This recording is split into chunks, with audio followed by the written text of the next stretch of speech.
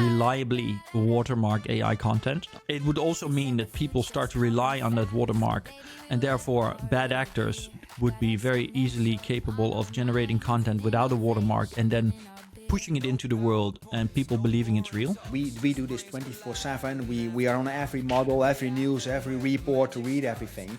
And then I still know we just catch, what is it, a tiny fraction of it. How European legislation works. Is there a risk to our citizens? And if there is a risk, then we're just gonna limit that risk. That is where we need to find a better kind of balance than what we currently have. Welcome everybody to a new edition of the Innovation Network newsletter, where for more than 2 years already, Aragorn and I, every 2 weeks, digest all the technical news, all the innovation news, and how to make sense of that. And I hope that you like what we're doing, and I can't wait to dive into it with you, man. Man, crazy. You just said that like 2 years. Wow. Time flies. Yeah, we run at episode number 37 already, so yeah. Yeah, and we did a little summer break, so 2 years. Wow, crazy. So yeah, what do we have lined up today, Patrick? Because for those of you that don't know this, Patrick always does all the hard work and makes the whole schedule, and then I come in the call and then I just had a little sprinkle. I hope that people who view us more often can distill that from the call.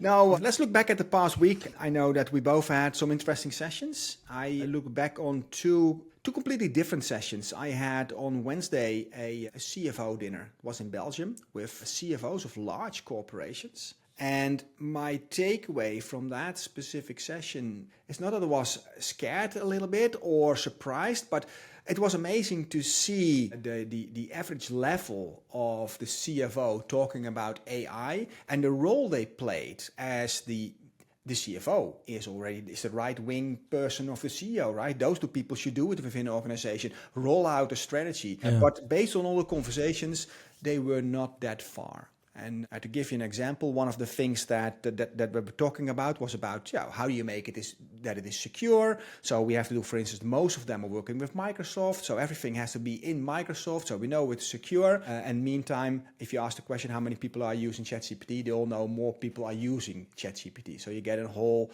shadow AI system that they build up, basically. Yeah. So that was fascinating. Well, this is a fascinating thing that you mentioned, because obviously what is taking place. So 2 weeks ago, is it 2 weeks ago already? Yeah. So we had, or a week ago. Well, anyway, OpenAI had Dev Day. And at Dev Day, they spoke about how many users they have. Obviously, there was a lot to do, and most of the attention went to Sora 2, the new video model. But they also spoke about how fast they gained, how many users. And they said we have 800 million users. Now, I worked at LinkedIn from early 2013 till early 2016. And in that time, we went from 200 million users to about 500, I'm guessing off the top of my head, right? So that was multiple years, and it took LinkedIn over a decade to go to 800 million users globally, and every 100 million was celebrated. Now just think about that. ChatGPT in 2.5 years, more or less, went, is that correct? Actually, it was November 2022 or 2025, so 3 years, let's say 3 years. Almost 3 years, went to 800 million users. That is an incredible pace of adoption. And this ignores the fact that we also have all these other models, because we have Claude, we have Gemini that also get used, and there will be some overlap and some not.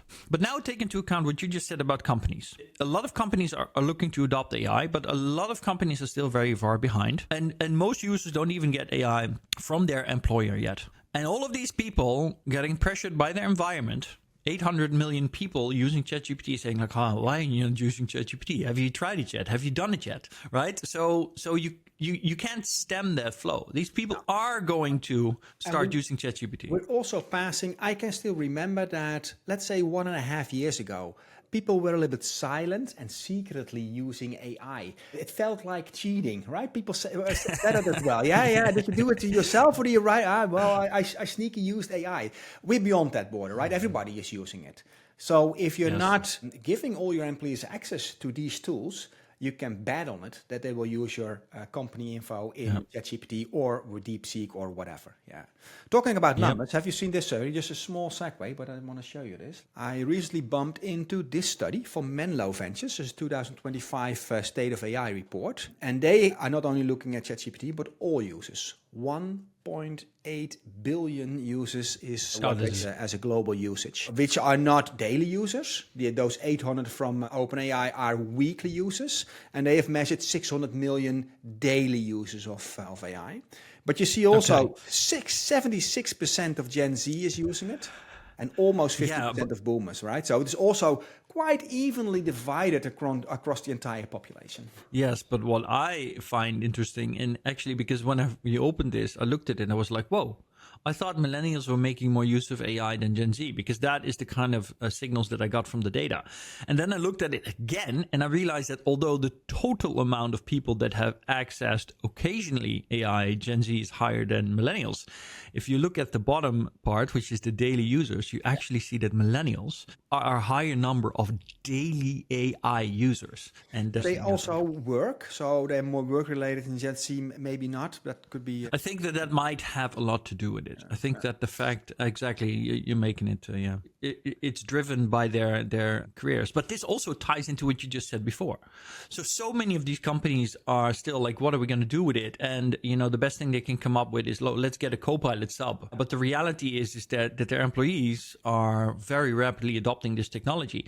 And I can also guarantee, because I'm still not impressed with Copilot, and I think Microsoft isn't even impressed with Copilot, because recently they added an option to select ChatGPT AI underneath Copilot when you're using it in Windows. Yeah, people will then now start to differentiate. They'll be like, okay, but wait, I'm using Copilot, but this is not really doing what I wanted to do. And I have much better results with Gemini or ChatGPT, which will then result in them sneakily trying to use that anyway, which opens up all these kind of dangers. So companies really need to come up with a kind of more comprehensive way of dealing with this. Yeah, and there's another angle to it. If you talk to a lot of people about the business case for AI, they quite often make this calculation for me. They say, hey, listen, it is $20 a person. I have 100 people. That is every month. So that's 120. What is it? That was the calculation. 120 times 20, so 200, that's 24,000. Yeah, 24,000. And then times a couple of employees. And that is going to be too much money. Yeah, not taking, well, they can afford it, but not taking consideration what the productivity gain is, right, from that. Or what the effect will be if people will leave the organization, right? If you have somebody that is highly skilled and maybe costs 200,000 euros or dollars a year, to recruit somebody again is likely 50, maybe 100% of that year's salary to get somebody up and running again. And take that cost in consideration. If your best people who need the best tools work with AI and they leave the organization, that's going to cost you way more money than being cheap on AI licenses. You're hitting the nail on the head. The thing here, I think, the challenge is that people want simple answers to simple questions, right? They want to be capable of easily comparing, like, oh, how are we going to spend our money? Are we going to spend 25,000 on AI, or are we going to spend 25,000 on this new marketing campaign?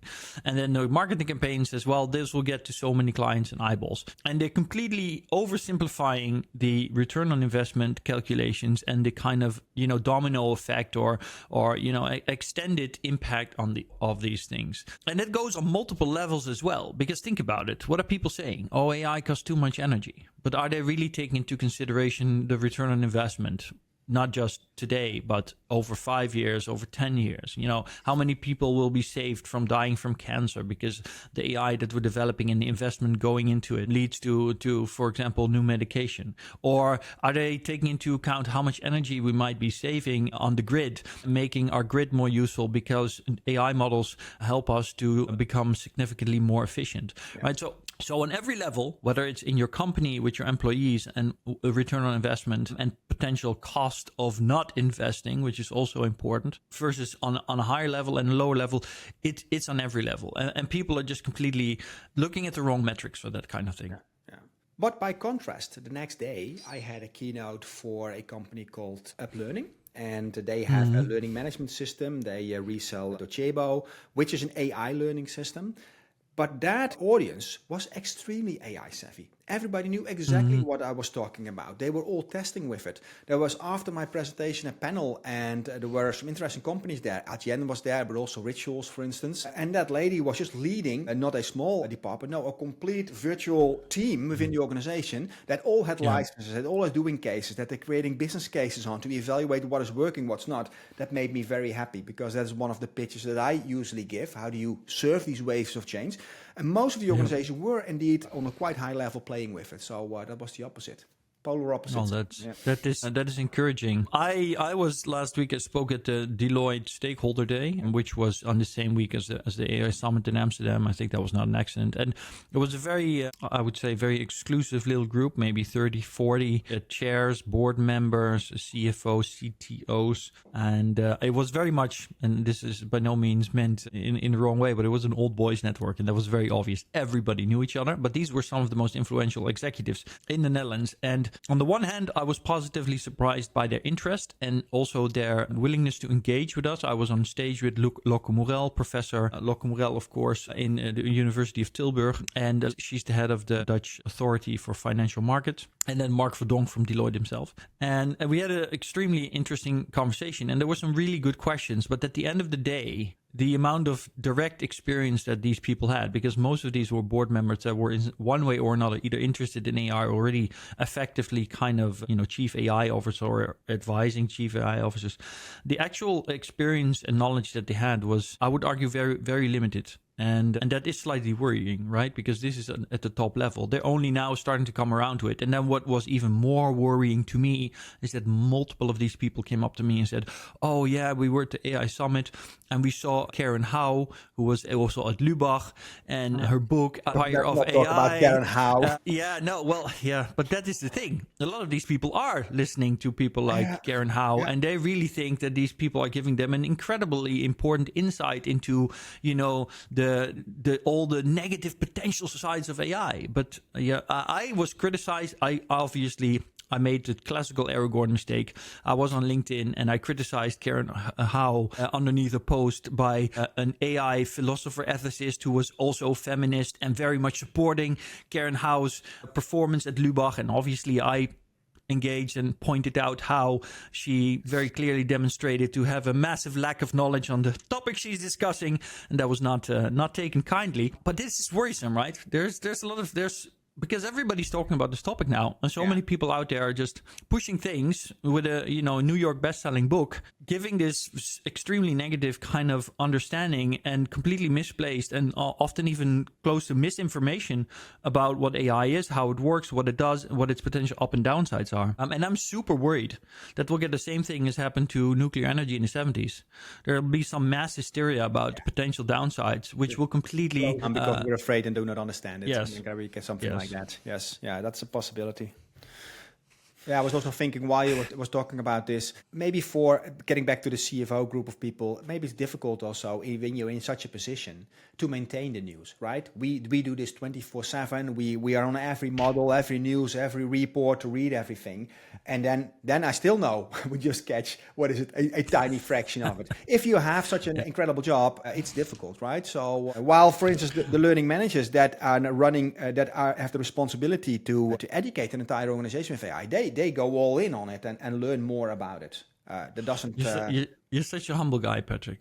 Like, don't get me wrong, your answer, I agree with that, but I was giving you the perfect kind of in football voorzetje right now, like book, Karen Howe, negative. So I was kind of hoping for you to say, well, I would highly recommend you to read my book, Waves of Abundance, for Dutch CTOs and CFOs and chair members, which kind of looks at the upside of where we're going and the mindset required for that. Luckily, I am unapologetically plugging Patrick, this guy's book. Go and read it if you want to also hear the other side of this story. Exactly. Continue. Now let's move on to the next topic, because we have something fun on the horizon, and we promised everybody in the network to do this multiple times this year, but it was just a hectic year. So apologies for not making that, but we are doing a next innovation network meetup what is it? Say the date today. It is the first day, the 11th or the 12th. Let me look it up. What is it? Aragorn, help me out. 11th of December. 11th of December in Amsterdam at AIM, which is like Will I Am, but AIM. Exactly. And we got a cool agenda, right? So we're taking some more time. We're opening at 3 o'clock. We're closing at 8 o'clock. So that's almost 2 hours more than we had last time. And last time we did an experiment with a prompting competition, and we gave people, 20 or 25 minutes of time. We gave them an exercise, something funny, make this fairy tale digital, and wow, they come up with complete presentations with virtual characters and new songs. So we're going to double down on that and allow some experts to tell you how you can use the most modern frontier AI tools, so everybody can learn from that. And of course, we have the discussion tables. And the discussion tables, both.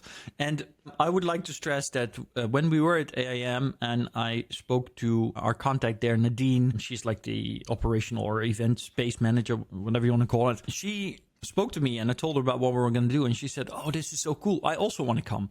And the reason for that is that she is so used to all of these AI events being totally focused on, how to use ChatGPT or how to learn a specific set of skills. And obviously for some people that's super useful. But what really drew her in is that we're going to make it much broader. We're going to talk about the ethics. We're going to talk about the philosophy. We're going to talk about the future of society and of work. And you can pick a topic or a table that fits you. If you want to go really practical, you can do that, right? But if you want to really explore what this means for us, you can also do that. And then what I really love outside of the round tables, which we'll have much more time now, is that we're going to all have all of these kind of co-creation groups with experts in each to figure out all the cool new stuff. So we'll definitely see a comparison between video creation a year ago versus now. But I'm also really excited about groups where you'll be able to dive into building agents, using MCP, doing vibe coding and all of that cool stuff. And what's also interesting is that the diversity of the people that we expect to see there, right? We know these people, of course, from our chat groups, but there will be people that will be complete nerdy developers all the way to investors and everything in between. People that do business transformations, people that play with video from different nationalities, and it all kind of mix. Everybody has the same kind of, we're going to surf on these technological waves mindset. So that's why it works. Yeah. Looking forward to that. Looking forward to that. Gonna be super cool. Hey, let's move to the next topic, Aragorn. OpenAI, you already mentioned, had Dev Day, and they released a lot of stuff that we only can see in video. We do not really get our hands on it because we are in the EU.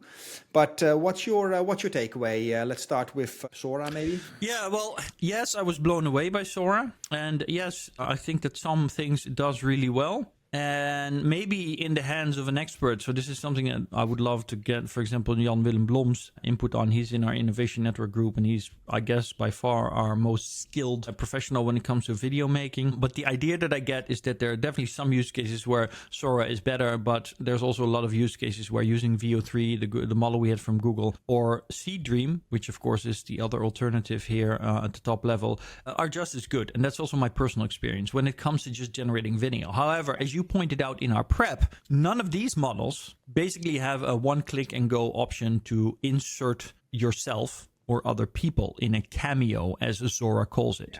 And so this is the kind of interesting thing that we'll have to see how that takes off. Obviously, OpenAI also wanted to make Sora into this kind of new social media app to compete with the likes of Instagram and Snapchat and TikTok, right? And that'll be interesting. Personally, a lot of people were very optimistic or positive about that. I think it's just not a good idea, because running a social media platform is an absolutely completely different business than running an AI company. And diverging so far from your core objective, I just don't think that's very useful. You're competing in a market that's very saturated, and there's already massive competition between these different platforms. Nobody wants to have another social media where they need to post. And then what keeps you from posting your Sora videos on TikTok or Instagram? The only thing that would hold people back is that Instagram and Sora or TikTok will have algorithms that keep banning their content because it's AI generated or anything like that. So only in that kind of scenario That is the element that I actually like about it. I think that is a smart move because they pivoted on its head. Here you only have AI-generated movies, and let's say real movies, normal movies, are not allowed or are not even possible, I guess, because you can only generate them with Sora. And this is interesting because I make this joke quite often during my keynotes, people asking for watermarks to label AI-generated content. But I think over time, we will flip this around. We will watermark what will be made by humans. Same as we do with other stuff. Like if you have an original glass which is blown by mouse, you put made by humans or artists or created. 100%. So that's going to change. So, and Sora is already a little bit ahead. Sora 2 is a little bit ahead on that curve. That fascinates me. Well, I agree absolutely with your statement there. I think, first of all, technologically, it's not feasible to reliably watermark AI content. It would also mean that people start to rely on that watermark, and therefore bad actors would be very easily capable of generating content without a watermark and then pushing it into the world and people believing it's real. So we need to kind of flip that around anyway. People need to always assume that whatever they're watching is unreliable AI generated, like it's not real. And so we can go to a situation. I mean, in a real way, it's a return to the past, right?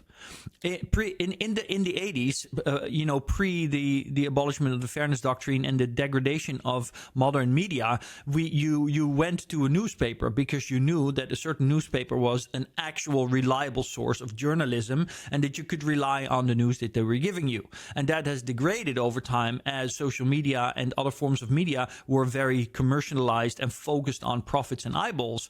And now we're basically in a sort of roundabout way. We're coming back to, okay, this is completely out of control. We need to do that. But I think that's the only way to do it. Watermarking AI stuff is basically an arms race that you can never win. No, so you'll always be behind. Yeah, exactly.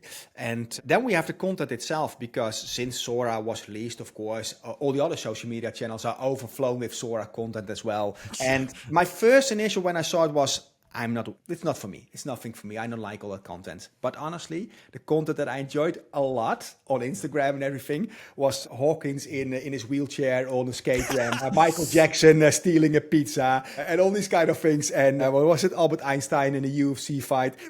I don't know. That's a new category of fun. These 10 seconds jokes created by AI. I don't know. It's just enjoyment. What I personally have experienced this weekend, I was gaming with friends, and these are nerdy friends. We've been friends for decades. And back in the day when we traveled a lot, we were young. We had all of these crazy ideas. We would be in a car together in Canada, driving for hours, and we'd come up with really crazy stuff. Like once upon a time, we came up with the idea of a guy called Captain Planet. Obviously, not the Captain Planet we know from cartoons, and Captain Planet, basically his superpower was that he was so big and fat that he had his own gravitational field. And then there was another guy we came up with who was the all-knowing man. And basically these were kind of young people trying to kind of make sense of things. And we were just experimenting with kind of philosophical things. Like what would happen if a person always knew everything that was going to happen ahead, right? And then ultimately we even came up with this theory how if you're all knowing, ultimately you will become all deciding. So this was us having these philosophical debates turned into kind of funny things. And now 25 years later, we were gaming this weekend and we were talking about this stuff. And I was like, wait, I can throw this now into AI. And initially I started throwing into Sora, but I had, massive queues. The website was basically breaking down all the time. But I started generating these videos, and then I was generating with VO and Dream, and the results were even better than Sora, surprisingly.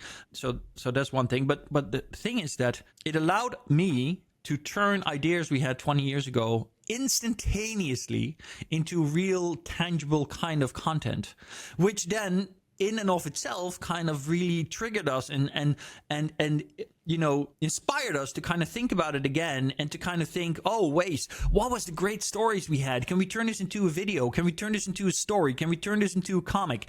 And so it opened up all these opportunities where in the past we would have never even considered them because we simply wouldn't want to invest the time and the energy. But now suddenly, because it's so much easier, these ideas can kind of be brought into reality in a way to explore them even further. And I think that just goes to show that this kind of commoditization, which is so criticized, for example, now in Hollywood and by actors, etc., is actually in a very real way already kind of pushing the frontiers of human creativity further. Yeah. because it removes so many limitations and boundaries to the average person to kind of express the idea. And these ideas are really cool, but none of us were a movie director or anything or an illustrator, so we didn't do anything with them, but now we can, right? Yeah. And I love that. I just love it. Creation, whether it is music creation, whether it is any app that you would create, any 3D world, literally no limitations anymore. No. Yeah. Also for the Meetup, look, Innovation Network Meetup, and you're going to be there, of course, if you're watching or listening to this or reading. But yeah, man, Patrick was like, oh, let's make an app for that so people can sign up for the roundtables they want. Last time, that was still a difficult thing. We had an Excel sheet and blah, blah, blah. And Patrick now basically went to Lovable, and, with the boomer mindset, this is what I need.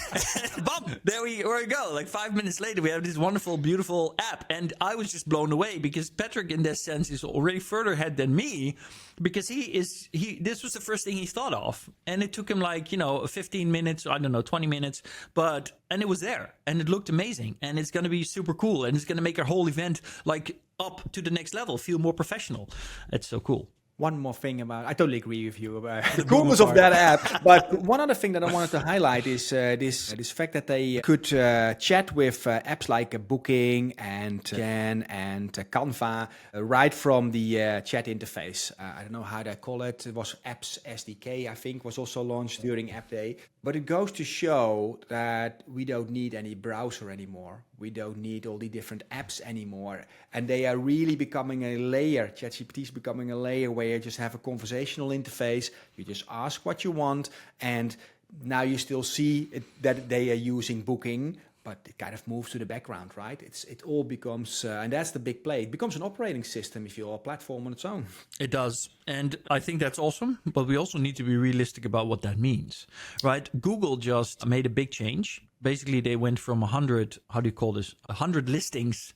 So usually if you Google, you only see the first 10 on the first page. Yeah. But through an API, you could still get the first 100.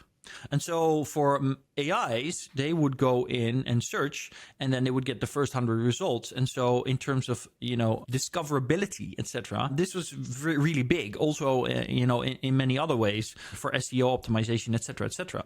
But now Google is gone, and they basically removed the last 91. So only the first 10 results. And this is a big thing. But I think the reason that they're doing this is in a way because they're already realizing that once the majority of consumers move to this kind of new model of finding their information and getting to results, your traditional model will completely collapse. And the traditional model is ads. And when do you get the ads? When you're searching for stuff, which you won't be doing anymore because you'll have an AI do that for you. And the AI does not care about ads. It won't even look at the ads, right? And that means that basically every business model we've had on the internet for the last decade, which is based on ads, will completely collapse over the next 5 years. So, where will they then make the money? Monthly subscriptions, is that it? And then I do understand why, for instance, an additional TikTok app for an additional subscription fee might be interesting as a revenue stream for them. Yeah, well, subscriptions wouldn't really solve that issue because the whole idea about ads is that you can get access for free, but the company can still make money off of you. And however you feel about that, the kind of benefit of that is that it would give many people free access to things. If we turn to a full subscription base for everything, then basically the amount of subscriptions that consumers would have to pay for will rise through the roof, which will massively fragmentate the market because instead of access to a couple of billion eyeballs, you only get access to a few, maybe 100 million users. So a lot will have to be rethought and how that works. And that's going to be very, very, very disruptive. Yeah. Yeah, I was also thinking that you would go into the direction of the extreme power that OpenAI and Google then have. Now you have 100 pages, so as a consumer you can still look a little bit around, then you get 10 pages, now you only get the AI answer, and everybody goes with that answer. Yes, and I'm not so sure because what's, for example, we will get to this later, right? You introduced the State of AI report 2025, which we'll cover to some extent. But in this report, they actually show how Quen, which is the Chinese open source AI, has seen a massive rise in adoption. Right. And so open source is really, really not just I mean, that it's Chinese is one thing we can also discuss, but open source is really coming rapidly. Just now, I think last week, was it Microsoft? I think it was Microsoft. They proved that you can make really small models that can even, no, it was Samsung. Sorry, it was Samsung. Samsung proved with new models that small models can even outperform bigger models when it comes to reasoning. There's so much going on in this space, but one thing is undeniable. The models are getting smaller really rapidly and still managing to do the same level of potential. And that means that we're seeing a very powerful deflationary development, which will make it very possible for lots of people to kind of take open source personal models, even run locally, as an alternative to buying into these really big companies and the models that they're producing for a lot of the tasks that they use. So that would then, in a very good way, I think, dilute the amount of power that will be with these massive companies. And I think that's a good development. Do we dive into that report right away, or do we just talk about it? Because maybe while we're on the topic, flip them around. That's a good question. I would like to not go to the report right away. I would like to cover two other things. Maybe we can combine them. Yeah. One, of course, anybody that has crypto or stock will have noticed this weekend that there was a massive hit taken. What happened basically in my translation is that we're seeing an escalation of the AI Cold War that is raging around us and we're not aware of. But there is 100% a Cold War going on between China and the US, and it's escalating now again after a period where it seemed to be, kind of stabilizing because China basically put more restrictions and limitations on its export of rare earth metals, of which it controls 70% of the current available supply in the world. And that's massive. And in a real way, I mean, I joked to you about that. This is Trump's own fault. It's like kind of Favo, fuck around, find out. Yeah. He's been pushing China, trying to strong arm them in all kinds of ways. But China is now like, look, okay, you can put tariffs on stuff, but we still control the supply you need to build the chips for your tech companies. So we can just starve your tech companies to death and then Trump's initial response is to threaten with higher tariffs. And honestly, I just don't understand that last decision, because either Trump's advisors are just stupid or he's not listening to them. Because if I was Trump's advisor, I would tell him, like, look, you can't strong arm China. Right? They have they control basically the biggest production capability in the world. They have the best infrastructure. They have a massive internal economy, which is much bigger, than the US economy in terms of what it means to them and its value to them. So you can put all tariffs on it all you like. It's just going to make China turn away more and more and more from American products to the point where, they just don't care at all. So I don't know. No, I agree with you. But does Trump has any other strategy that strong arm or others? That's basically his only key play, right? So of course, he could say, well, look, Xi Jinping, let's see how we can collaborate. Let's see how we can work together. Let's see how we like. Yeah. Of course, I understand that, but that would be the first time he's doing something like that. It's not in his nature to act like that. No. Okay, but that's a different conversation. Is it in his nature? But if you're just talking about American policy, honestly, Europe, who used to be the strong partner of America, is now non-existent for the moment. So if I was Trump, I'd say, well, look, who's the other strong person in the room? And between us, we can control the world. Let's talk Xi, right? And that would also allow him to get Xi away from cozying up with Putin, right? So, but maybe we're going too much into geopolitics now, but I would just go about it very differently. Yeah, it's interesting, because that report that we were talking about, that also has a significant section on politics. It is a large report, it's 350 pages or something like that. I didn't have the time to completely digest it, but that those research that I did on all the politics as a result of this battle and the different layers of all the resource that you need and who makes the chips, who makes the machines and everything that's combined there is also very interesting. So you cannot walk away from it. No. So you had another second one before we go into a next topic. Oh, there was Siri for some reason. Never mind. Okay. Siri? What are you doing with Siri, buddy? I use my old iPhone to track crypto prices. So it's always here. Yes. Having said that, the other one was so there's one thing I mentioned to you prior to our meeting, and it's at the Deloitte Stakeholder Day. The case was made by one of my fellow panel members that regulations in the EU should not be a limitation to our ability to innovate, because our regulations, like America also has regulations and they're innovating. But I thought about that a while. And I don't agree, because I think that the premise for regulation is completely different, and that makes all the difference.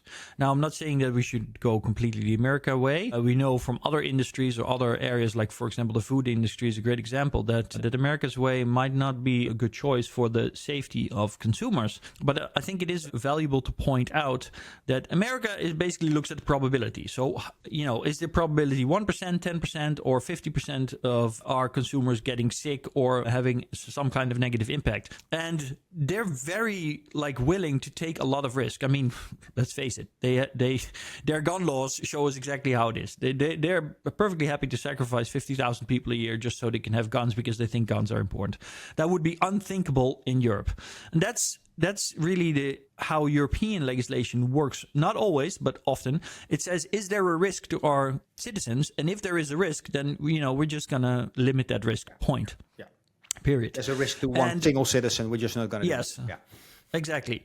And I think that is where we need to find a better kind of balance than what we currently have, because we're now getting the AI. We're getting the AI. What's it called? The AI law. I forgot the name. Did you write it down? The EU AI Act. Yes, but it's not just the EU AI Act, right? Because that's what people are focused on. But there's also, of course, the EU Markets Act and the Services Act, the Digital Markets Act and the Digital Services Act, which are not the AI Act. No. But they're very relevant, right? Because this is what Apple has been complaining about. What Apple says, we're not going to roll out any AI.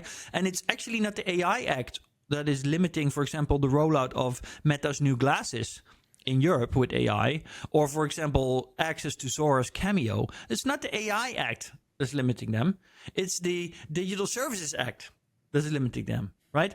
So we need to kind of get a better grip on this, because Europe is really lagging more and more and more and more behind. And the amount of money that we have to spend on things, people are celebrating, we're getting GPT NL, which, yes, it's a great effort. But the amount of money going into GPT NL is literally less than a drop of water compared to the ocean that America and China are pouring into their efforts, right? We're getting GPT NL. China is saying, and you got this covered here as well, in China's new AI Plus policy. Is it called AI Plus? They're basically saying, well, we're going to make AI a priority in every part of our society, our economy, and our government. And we're going to ensure that it's anchored in our education. And this is on a completely different level. AI Plus plan China, and what they're doing in the US is they actually are doing real stuff. And here we're discussing, what was it you said? We're discussing whether we can have another airport strip in Aalsmeer or something like that. What the hell are we talking about, people? Yeah. I totally agree. So you now pivoted to the AI Plus plan. Maybe we should talk a little bit more about what it is. I just bumped into that. It is a new plan where China basically has a new national strategy with adoption levels of AI that should be reached between 2027 and 2030. So they want to have 90% of adoption rates of AI by 2030. That means the entire population, 90%, is adopting the terminals and agents. They will dual track explicit labels, getting back to the labels, so people know what's visible to use it, whether it's AI generated or not. And also everything that is implicit is embedded in the metadata. That's an amazing, ambitious plan, right? It is amazingly ambitious, and it's 100% going to fail.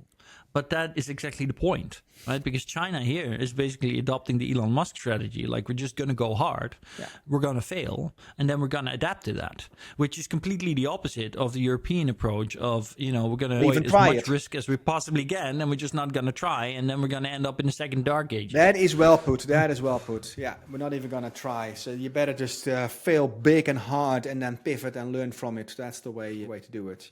Yeah, and this is such a deep conversation, because it's all about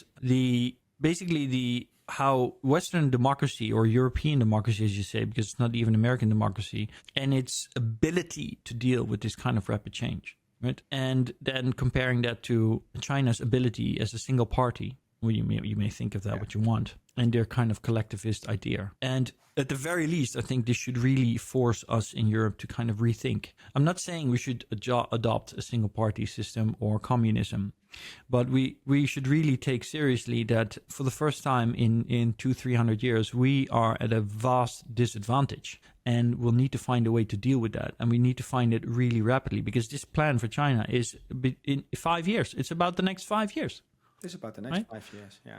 And that's also, by the way, why Aragorn and I are organizing a trip to China in March or April next year. This is a commercial announcement, by the way. No, seriously, we're gonna go over there, and we take some executives with us. If you're interested, let us know, because we want to see it firsthand, the good, the bad, and the ugly of what's happening over there, and learn from it. That's the short version of this commercial. Yeah, we're looking for 15 super excited executives, chair members, people that can make decisions where they are as they're going. Obviously, it's not going to be cheap. Let's be honest about this. We're going to China for a week. Everything's going to be taken care of. It's basically turnkey, right? You sign up, you pay, we fly there, we take you to a list of some of the coolest and most innovative companies we can find in China.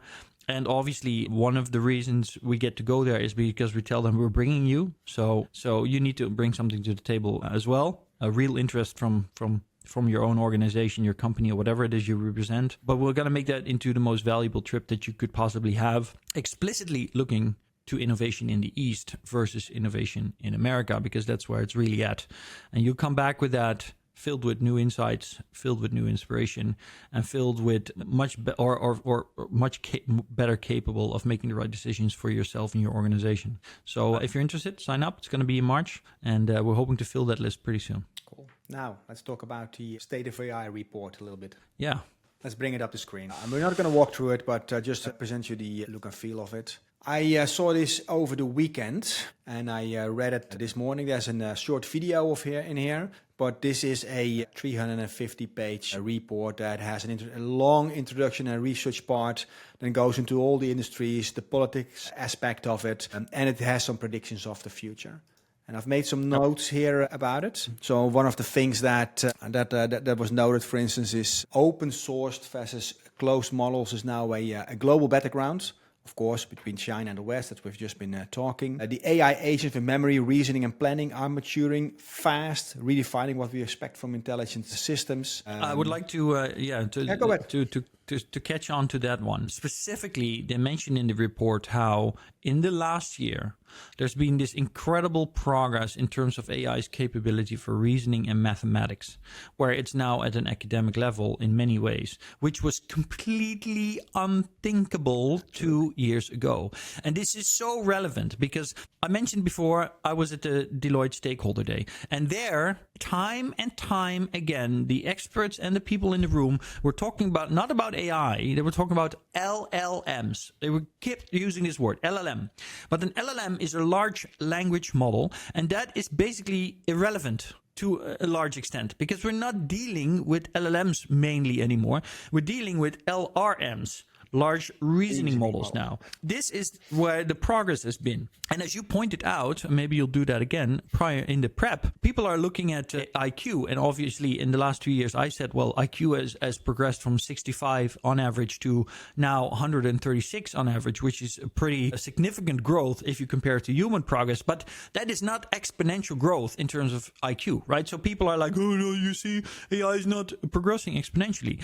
But if you look at many other metrics, then you do see exponential growth there. Yeah. For example, the model's capability of rational thought, reasoning, and doing mathematics. Maybe you can talk a little bit to this recent report from Meetup, Aragorn. Yes, yeah. So this is a super interesting article by Julian Twieser, which was pointed out to me by Michael Jackson on LinkedIn. He's a VC. He lives in Paris right now. Super interesting guy to follow. He always posts incredible stuff. And what you see here is how the length of tasks AI can do is doubling every 7 months. So let's step away for a moment to all the different benchmarks and the kind of, in some benchmarks, kind of, slowing down of incredible progress that AI do. When it comes to these models, there's so many metrics on which you can, judge them. And some metrics, they grow really fast and then they stagnate for a little while. And then the skeptics will tell you, oh, look, the progress is not real. It's all a bubble. It's all a hype. But the reason for that is that AI scientists who are developing these models, they run into different obstacles to improve things. So they'll be doing one thing and then they hit a cap somewhere here. For example, okay, our AI is getting smarter and smarter, but it can't really handle any tasks that take, more than, in this case, 1 minute. Oh, that's a problem. So then they start fixing that. right? So it's also about where focus goes. And what you see here is that although some metrics for AI have not been doubling or growing exponentially, its capability of dealing with tasks and how long they take has been doubling every 7 months, right? So you see that initial models like GPT-3 could do something for 15 seconds and that was it.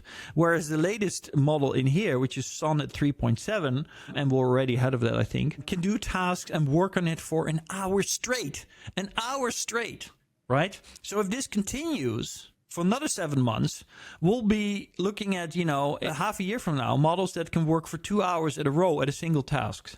And then it'll be 4 hours, and then it'll be 8 hours. And then before long, it will be, days. So we're super intelligent with an IQ of 136 plus. We'll be working, 8 hours straight on a single project or task. Yeah. The latest Anthropic model worked for 30 hours straight to completely recode an app like Slack. So build a complete Slack app in 30 hours straight in a row. That's where we got. And you quickly went over the title, just repeating it. The length of a task AI can do is doubling every 7 months. That's more rapid than Moore's law. Yeah. And of course, there's other metrics that go in that. There's, for example, the context window, etc., that all tie into this. And these are different aspects of the AI models. But this is so relevant. People are still now talking about no AI hallucinates, which is basically last year's problem, right? Google, was it Google? Yeah, Google just released Code Mender. Google DeepMind released Code Mender. And Code Mender does exactly what you think it does, but it doesn't just mend code. It's specifically built to mend code in terms of security breaches and issues. So the whole idea of this agentic kind of platform with multiple AI models is that it continuously goes over your code base for basically your whole infrastructure, your whole software stack. And whenever there's a new kind of breach or when it finds any potential risks, it fixes it. And it does all of that completely autonomously. So this is a super high stakes task, right? That can now be done completely without human oversight. And now some people might be worried about that, but have you ever looked at the massive damages done to companies as a result of security breaches or leaks that were not fixed in time, right? So the risks here are super high. So having a superhuman AI agent platform that is reliable, that is built in such a way that it has so many redundancies and security checks on itself that can now do this, that just shows that the whole thing like, oh, we can't trust AI, we're kind of already past that. Yeah. Right? And we're building the technology and the platforms that kind of already compensate for that, have the redundancy, etc. So, to sum it all up, if you want an absolute deep dive, it's definitely worth a read. I'm going to digest some more, so maybe next time we have some more information about it. The final quote that I have from the report is a nice one as well, because predictions suggest that AI systems will be mainstream in daily apps by 2026, something that we've been saying as well, and not a decade away, like somebody said 2 years ago, right? Next year, we have these agentic AI systems everywhere. And they said that they expected this year, and I want to point it out because I love highlighting things that most people are not aware of. In the new report, they predict, and their predictions from last year, by the way, were pretty much all on the mark. They predict that in the next year, AI will provide a real Nobel Prize level breakthrough in science. Yeah. Right? And this could be any field of science, but I 100% are with them. And that will be a monumental moment for AI. Totally agree. Yeah. Let's wrap it up with some audio and music updates that I thought were interesting to mention, some snippets. For the people who might not know the application Suno, we've been talking about Suno quite a lot. It's an application where you can quite easily create a complete track, lyrics on it, and etc. They have upgraded now to version number 5, and the quality of it is even way crazy. Better of what it is. Do you have something ready to show? Let me look it up. Well, here. I was thinking, why don't we just do something live? Yeah, let's do that. And you definitely don't want to show how you can now deconstruct your song, because before version 5, you had a song and you basically had to render or generate a couple of these songs in a row to see what you like. But now if you like a specific part, you can say, oh, make this longer, cut things where you would like. You can really go into full audio edit mode. So here we are. So on the left, I have Claude. This is on my workflow. On the right, I have Suno. So we're going to go to my songwriter project in Claude. We're going to make a song. What are we going to make a song about, Patrick? Let's make a song about the meetup. We were organizing an innovation network meetup on 11th of December in Amsterdam at AI. We have 72 tickets left. We'll do round tables and co-creation sessions. Check my email for details and go to Luma. What's the Luma site? Luma. Yeah, that's just a number. I don't know. Do you put your style in here as well, or do you just take the lyrics here? No, check my email for details and check here for more details. So this is what I do. Write me a song. Write me 2 songs, 1 Dutch, 1 in English. And then I just go bam. And then I go to Suno. Then I go to create. Oh, now you'll see that it will ask me some questions. There we go, because that's the custom prompts I gave. What's the main goal? We're doing this live on stream. Make it fun. Convince people to buy a ticket. Genre upbeat. Length 2 minutes. Should I emphasize specific aspects? No. Tone on a scale. Professional, inspired, humorous, playful. It's also the speed. It goes pretty quickly. There we go. There you go. So neural surfboard. This is the English lyrics. Yeah, stick with the English. Yeah. So then I just take this and I copy it into lyrics. Then I do style. What's the style? Yeah, make it a hip hop or something. Hip hop, female vocals and male vocals, mixed beat. The song will be, what do we call it? A neural surfboard. Neural surfboard innovation network meetup. Create. And then we go to the next one. Copying this. Genre? Nederrap? What do you want? Ja, rap. Is goed. Doe een beat, hip-hop. Yeah, but we had hip-hop before. Want something else? You do the second one. Yeah. Yeah, we only need Our one. People here are not even understanding Dutch, so. I'm gonna do mashup. The future without the swimming. What is this? Swimming bandbandjes? Future without swimming bandjes. Oh, innovation network meetup. I copied the lyrics. Yes. Bam. So now we already have the first 2 songs ready. So here we go. Neural surfboard.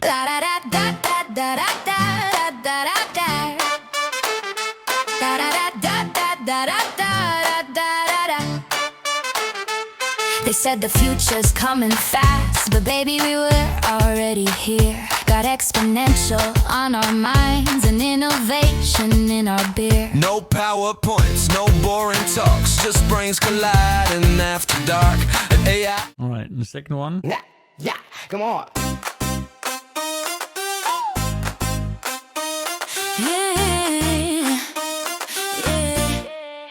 They said the future's coming fast, but baby, we're already here. Got exponential on our minds and innovation. Super cool. Okay, so now the Dutch ones for the Dutch people.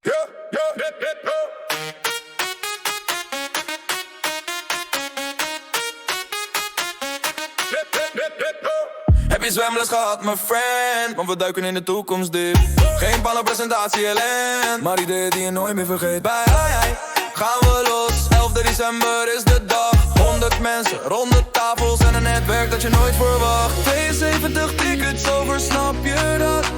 Wees niet degene die het mist, wees niet. That's crazy. So it's amazing. And now you can edit it because you can open it in Studio. Oh no, I don't have the Studio upgrade. I'm gonna open it just in the editor. I'm a poor man's editing. Studio is even crazier. Yeah, I've played with Studio at the moment. It becomes a completely new music production instrument. Have you played with it? Yeah, I've got the full license now. It was so enticing to play with it. Yeah. Can you show us? So this is a song editor, and as you can already see, you can extend your song, you can add new sections, you can rearrange sections, and I think you can also break this up, but to change it again, you can also break it up into different tracks, can't you? Yeah, you can. But I was mistaken about the Studio level. This is actually what I was playing with, what you have there. And I did upgrade for it, but Studio is a next level upgrade. I don't have that. Okay.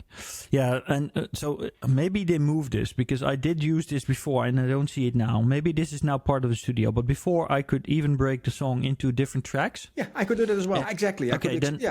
Yeah, then I think they broke that off into a different product, and I don't use that a lot, so I didn't know. But you can even do the individual parts of the song, Exactly. and All the steps. Yeah, and the super valuable thing I'd like to point out here is that this means that if you generate a song and the pronunciation is wrong somewhere, you can fix it. But even more interesting, the music editing capabilities of AI are usually like 6 to 12 months ahead of the video capabilities. Yes?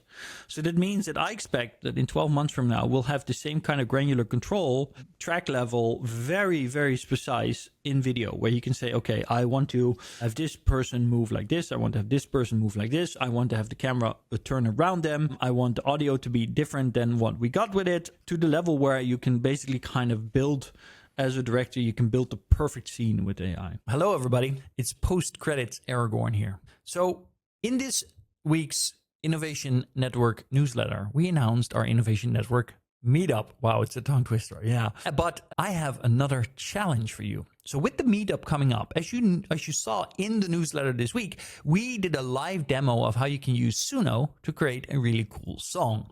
And so we came up with the following idea. We want a theme song for the Innovation Network Meetup of 2025. And we want you to make that theme song. But obviously, you're going to be using AI to do it. So in this newsletter, we're opening up a challenge for you to create with Suno and Claude, but the song has to be generated in Suno, unfortunately. But I want all of you to generate songs. You can create the lyrics, you can go as crazy wild as you want with the creative process, but make us a song in Suno that's going to be the theme song for the Innovation Network Meetup 2025, and maybe forever. And then in the next newsletter, we will post a playlist with all the send-ins, so all of the songs that you send us, right? And then we will have the audience of the newsletter pick their favorite song in a poll. And that song, which will be selected by you, it will be created by you and selected by you, will then become the theme song for the Innovation Network Meetup 2025.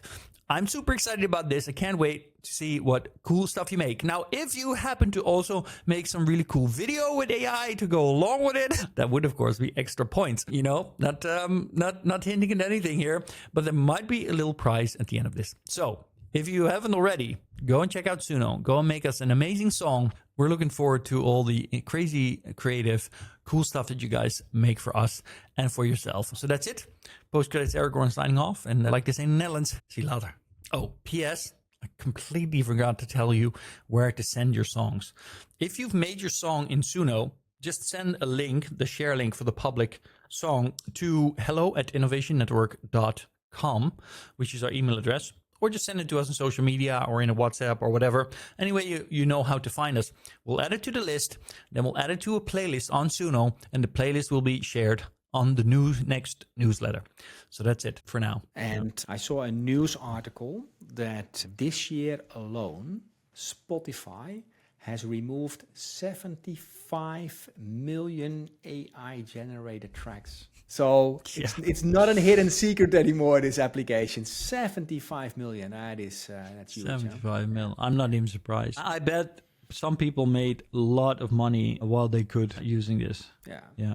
So also a nice feature for people who are interested in that is now you can mix your tracks in Spotify. Also democratizing certain skill sets. So just put a couple of dance tracks in there, mix them. The system automatically mixes them for you, but you can edit the mix as you see, like when you want to get a break, when you want to remove the bass, when you can completely manually, like in Ableton, manipulate your mix. So that's also quite fun. Turning a lot of people into DJs. Yeah. Oh my God. Well, it's good to I guess for Spotify's business model, it's very smart that they moving on this rapidly. Yeah. But you know, I haven't really bashed on Apple yet on this episode, so I feel. Now, as a matter of fact, you showcased Siri a little bit. So what's happening over there? I smell an opportunity. Well, no, this was not showcasing Siri because it interrupted me for no reason. I didn't even talk to it, and now when we said it 3 times, it didn't respond. But final words for you, buddy. Go ahead. Yeah, well, what's a big competitor to Spotify? Apple Music. Apple Music, right? Yeah. And now Spotify is including AI in their offering. And what's Apple going to do? they're not going to include AI because they can't, because they don't even know how to. So yeah, I'll be interesting to see how that affects them and their capability of holding on to their audience. Yeah, let's see how that plays out. I think we are at the end of our recording, Aragorn. It was a pleasure once again. Starting to feel like we need to take longer for our episodes, but yeah, I don't know. There's so much we covered, and yet there's so much we didn't get around to that we wrote down. Right, yeah, but yeah, it also needs to be a little bit digestible, and let's see how the format evolves. There's always room for improvement, but there's always room for improvement. So, as a summary, if you haven't already, go and check out the State of AI report. I was also posted in our ambassador group. So if you don't want to read all of it, go and check out the video that they made, because they offer a YouTube video where they go over the most important highlights, and I highly recommend you check that out. Go and sign up and buy a ticket for our Innovation Network Meetup if you're in the Netherlands on the 11th of December. Go and order a book called Waves of Abundance by Patrick Willer if you don't want to read the absolute negative nonsense that Karen Howe is spreading across the world with her book Empire of AI. And I think that sums it up. Anything else, Patrick? Did I forget? That is a fantastic summary, Ben. And AI still cannot reach that. So thanks for viewing. Thanks for listening. Thanks for following us. And as they say in the Netherlands, see you later. Bridging the gap of exponential growth. Patrick and Aragorn share the truth. Join our community, let's innovate. With Innovation Network, create a brighter